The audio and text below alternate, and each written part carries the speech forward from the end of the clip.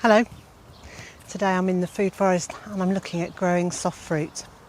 I'm Ms Zorab and this is Byther Farm. I know we can do it, sure we can do it, we got to.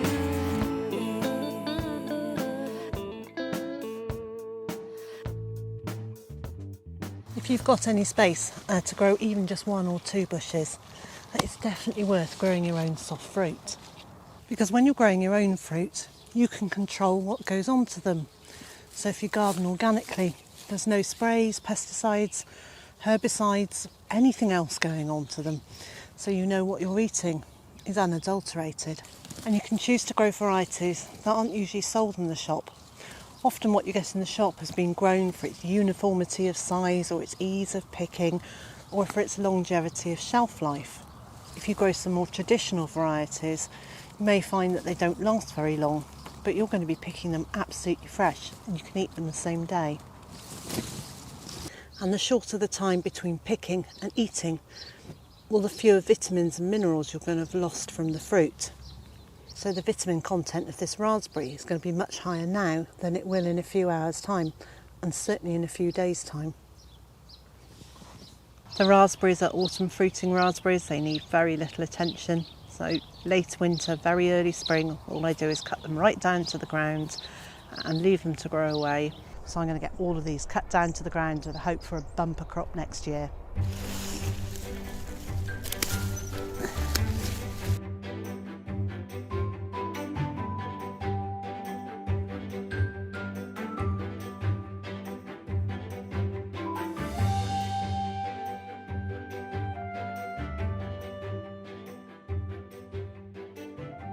And the last time I checked, organic raspberries are around £24 a kilo.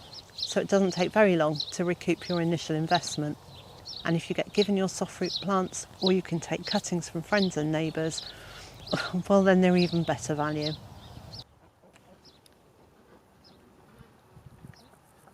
Most soft fruits are really easy to care for and to propagate. And if you haven't seen my video about taking cuttings of fruit bushes, I'll leave a link on the screen and in the video description.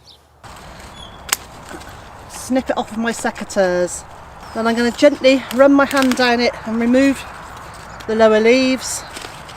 Some soft fruits, like raspberries, just grow and grow and one small clump will become a very large area of raspberries quite quickly if left unchecked.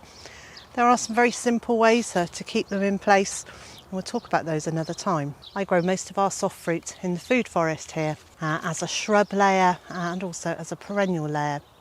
I started planting this food forest in November 2016, so it's nearly 4 years old. And it was just a blank canvas, an empty field space. And I started by putting in fruit trees, and I bought those at a local supermarket for just a small amount of money, a few pounds each. And they were small, and I did think it would be a long time before we get a harvest from them. But by the end of the second year, they were starting to fruit. And this year, for example, our cherry tree has had just an extraordinary amount of fruit on it. And then in between and beneath those fruit trees, I planted a shrub layer of currants and of raspberries. So there are black currants and red currants and white currants, and I love them equally for different things. Red currants I use to make red currant jelly. Black currants and white currants I use for jellies and jams, for sauces and for wine. We grow strawberries in 2 or 3 different places across the site. This bed has a very early maturing strawberry in it. And these plants have been in, this is their 4th year here.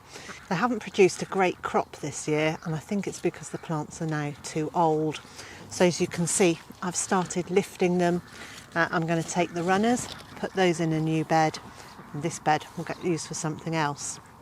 Our later maturing strawberries are in a bed at the front of the orchard, and I've also got some right at the back of the market garden too. I'm regularly asked whether I net our fruit bushes, and the answer is no, I don't. I plant them in quite closely together. So here we've got Lycisteria formosa, that's a pheasant berry. There's a red currant here, and black currant, and then next to that a blueberry. And there's not much of a pathway before we get to the apple tree here. And under the apple tree I've got some lavender and comfrey growing. So things are packed in quite closely.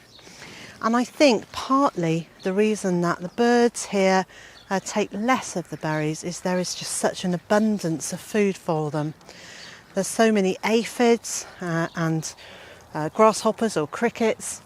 There's lots of beetles and worms, and there's loads and loads of weed seeds that they can feed from. And I just have a feeling, and I don't know for sure, but I have a feeling that because there's such an abundance of food for them everywhere else, they don't immediately go to our berries for something to eat.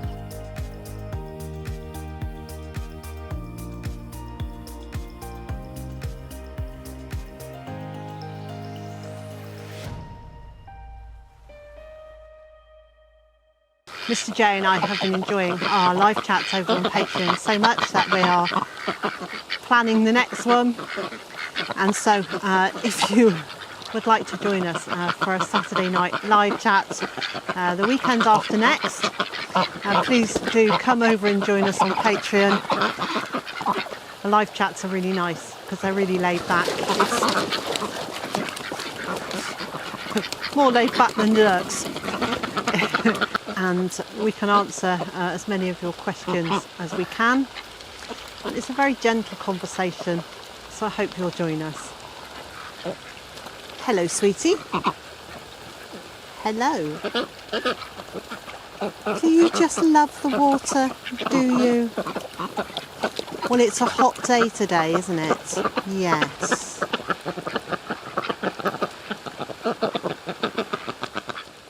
I think that all too often soft fruits are overlooked in the garden, and possibly all fruits.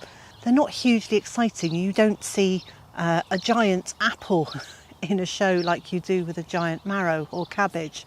And because they aren't sown annually and then planted out, it's really easy to forget that actually they're the quiet superstars in the garden.